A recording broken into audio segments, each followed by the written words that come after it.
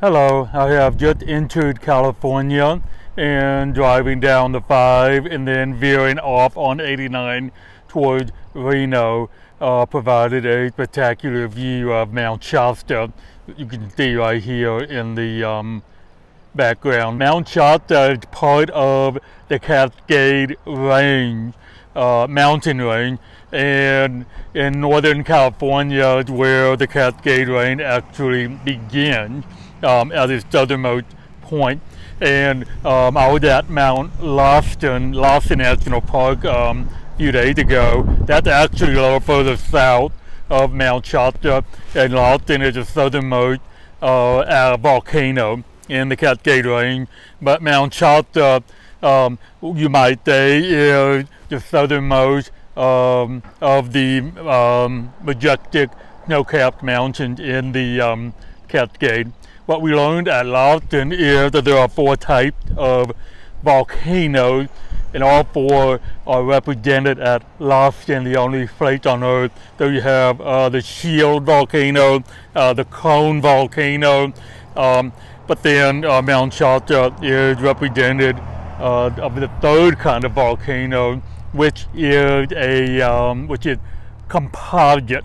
And the word composite, as the name means, simply refers to an object that's made of several materials that are assembled together. So this is called a composite volcano because over a long period of time there were successive volcanic explosion, volcanic eruption, and each eruption will create new material, and then over long period of time, probably 10,000, 100,000 years, will gradually build and build and build and build.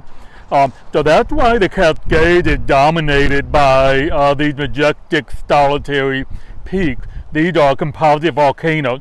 They're not part of a continuous range of mountains that you might see, like in the Rocky Mountains, Santa Monica, Sierra Nevada, because they are distinct volcanoes separated apart. They are very distinctive and solitary and majestic in its grandeur. You can see the glaciers at the top of Mount Shasta. These volcanoes are typically anywhere from like 10, 11,000 feet, close to 14,000 feet above sea level. Shasta is probably around 11, 12,000 something. Now, but the mountain looks taller because, in contrast to the Rocky Mountains, where you're on a plateau about 4,000 or 5,000 feet above sea level, so mountain in the Rocky Mountain that might be 10, 11, 12, 13,000 feet will look shorter because you're already 5,000 feet up. But here we are lower, around anywhere from 1,000, 2,000, 3,000 feet, sometimes very close to sea level, and so you see more of the mountain, and it's very distinct. And so starting south with Shasta, and as you make your way north, the Cascade Range continues all the way through Oregon, and it continues through Washington into Canada and British Columbia. And memorable mountains similar to Shasta as you drive up would include Mount Bashir, the Sisters, and you got Mount Hood outside Portland, and then you have Mount Rainier outside Seattle. But then you have a lot of other lesser known mountains, but no less majestic in grandeur, such as Adams, Jefferson. But also memorable is the mountains that have blown up, because these are all active volcanoes. So Shasta someday may blow up. But the mountains that have already blown up include Lofton, and Lofton erupted around 1915 or so.